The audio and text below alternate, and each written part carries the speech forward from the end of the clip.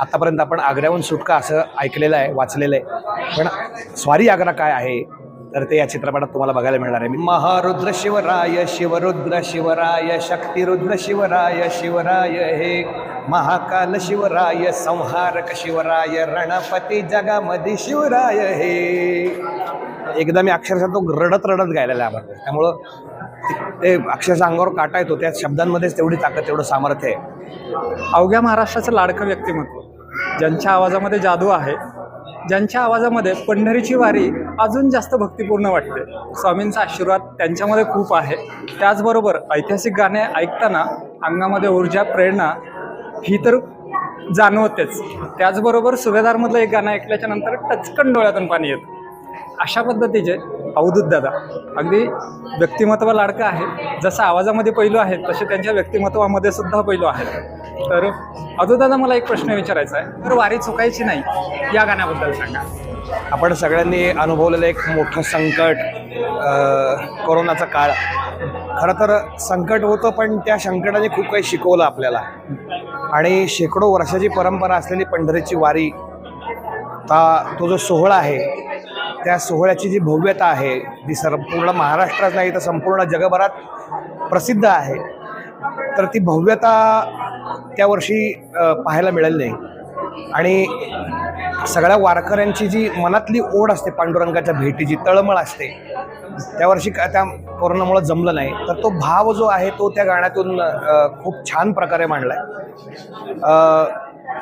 क्षितिज पटवर्धन यांनी ते गीत लिहिलं होतं आणि आनंद ओक सरांनी संगीतबद्ध केलं होतं. आणि माझं भाग्य आहे की मला ते गाणं गायला मिळालं.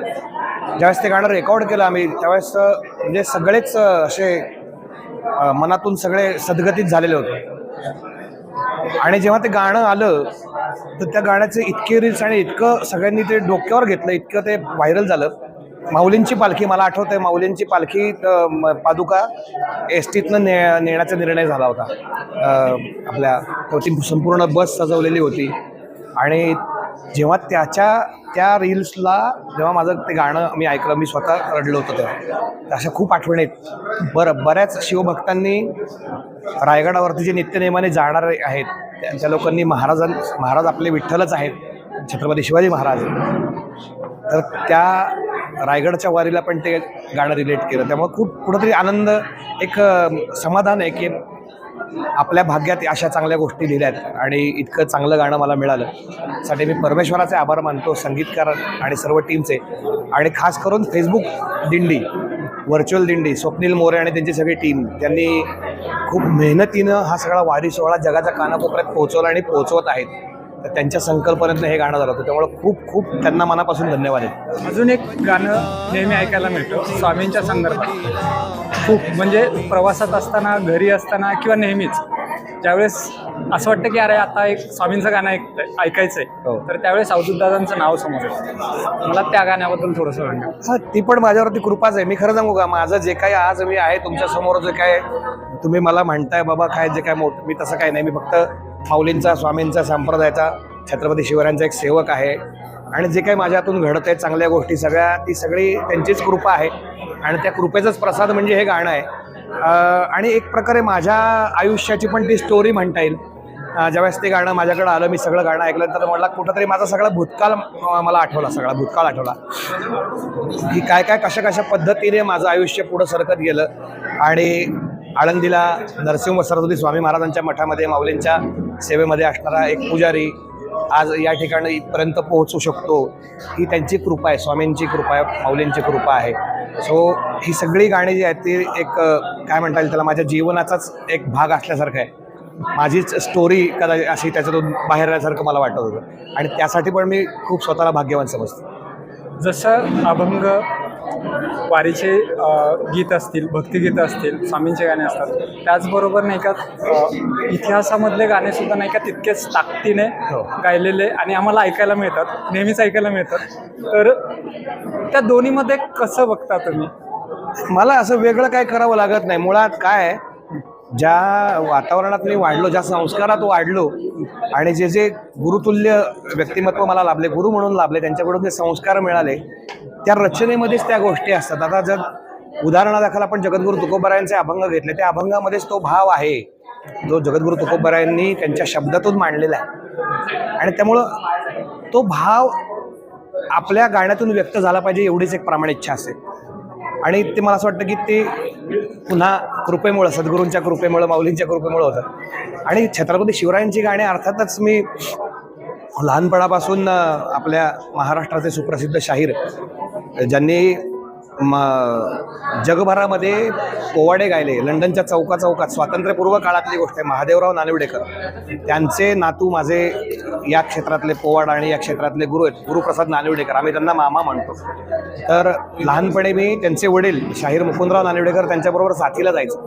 त्यामुळे ते संस्कार पोवाड्यांचे की कसं शौर्य जे प्रगट होतं, तो जो रस आहे, वीर रस जो आहे, तर ते संस्कार असे मला मिळाले त्यांच्याकडनं. असे हे जे सगळे संस्कार आहेत वेगवेगळे, आपल्या ज्या संगीत परंपरा आहेत, भारुड परंपरा आहे, जागरण परंपरा आहे, गोंधळ परंपरा आहे, शाहिरी परंपरा आहे, वारकरी परंपरा आहे, ह्या सगळ्या परंपरांचे संस्कार लहानपणापासून होत गेले. आणि आज त्या संस्कारांचं एक प्रकटीकरण या गाण्यांच्या माध्यमातून होतं. आणि दिग्पालदादांच्या गाण्यांबद्दल बोलायचं तर त्यांच्या शब्दांमध्ये ती ताकद असते. त्यामुळे शब्द समोर आल्यानंतरच आपोआपच त्या गोष्टी सुरू होतात. आजचं गाणं उदाहरणादाखल महारुद्र शिवराय हे गाणं जेव्हा दिग्पाल सरांनी लिहिलं, त्याला मला वेगळं काही करावं लागलंच नाही. मला त्या शब्दांमध्येच एवढी ताकद होती, शब्दांमध्येच एवढं एक वीर रस होता, मी फक्त त्याला फॉलो करत गेलो. जसं दिग्पाल सरांनी ते काही मिनिटामध्ये गाणं लिहिलं, तर ते गाणं बघत बघत काही मिनिटात त्याची चाल तयार झाली. मी स्वतःला काही संगीतकार वगैरे म्हणून घेण्याची पात्रता माझ्यामध्ये नाही. मी खरोखर सांगतो, अगदी नम्रपणे सांगू इच्छितो की मी महाराजांचा, माऊलींचा एक सेवक आहे. आणि ते ठरवतात माझ्यातून काय घडवायचं काय नाही. मी फक्त स्वतःला त्यांच्या पायी सरेंडर केले, समर्पण केलेलं आहे. सो करता करवितात ते आहेत. आणि पुन्हा एकदा त्यासाठी मी स्वतःला भाग्यवान समजतो. आणि या संपूर्ण टीमचे, सगळ्या टीमचे मी मनापासून धन्यवाद देतो. आता जो चित्रपट येतो तर त्याबद्दल सांगा ना. श्री शिवराज अष्टकातलं 6वं चित्रपुष्प रणपती शिवराय स्वारी आग्रा हा चित्रपट 30 जानेवारीला सर्वत्र प्रदर्शित होतोय. आपल्या सर्वांचे लाडके लेखक, दिग्दर्शक, गीतकार, अभिनेता आणि निर्माता दिग्पालदादा लांजेकर यांच्या लेखणीतून, संकल्पनेतून साकारलेला हा छत्रपती शिवरायांचा दैदिप्यमान इतिहास या चित्रपटाच्या माध्यमातून आपण पाहणार आहोत. आतापर्यंत आपण आग्र्याहून सुटका असं ऐकलेलं आहे, वाचलेलं आहे, पण स्वारी आग्रा काय आहे तर ते या चित्रपटात तुम्हाला बघायला मिळणार आहे. मी तुम्हा सर्वांना नम्र आवाहन करेल, आग्रहाची विनंती करेन की सहकुटुंब, सहपरिवार जवळच्या चित्रपटगृहामध्ये जाऊन हा चित्रपट सगळ्यांनी नक्की बघा. रणपती शिवराय स्वारी आग्रा. आम्ही गाण्याची झलक ऐकलेली आहे, परंतु असं वाटतं की 2 ओळी तुमच्या तोंडून आत्ता ऐकायला पाहिजे. आता इथं बऱ्याच ठिकाणी बाकीचे पण इंटरव्ह्यू चाललेत, तर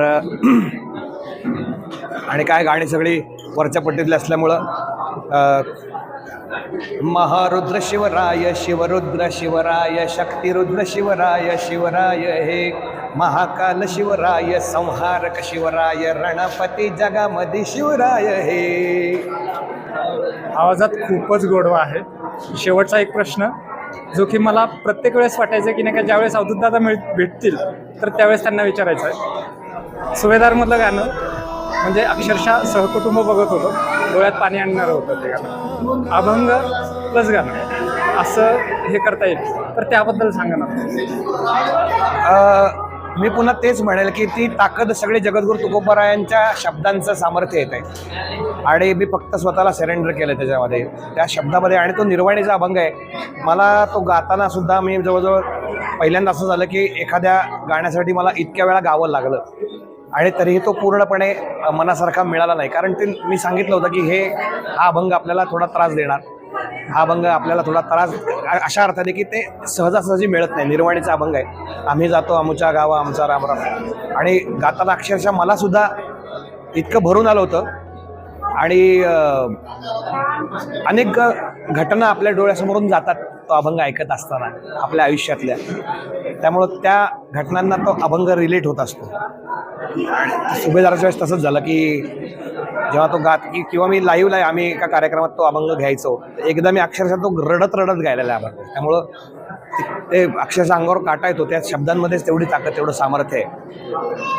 आणि जगद्गुरू तुकाराम महाराज म्हणतात ना, आम्हा घरी जण शब्दांचीच रत्ने, शब्दांचीच शस्त्रे यत्ने करू. तर ते त्याचं सामर्थ्य आहे सगळं. मी फक्त एक सेवक. नक्कीच. आणि तुमचे खूप खूप आभार. आभार या गोष्टीसाठी, आळंदीचा व्हिडिओ करत असताना तुम्ही जी काही मला मदत केलेली होती त्याबद्दल खूप खूप धन्यवाद. थँक्यू, धन्यवाद. रामकृष्ण.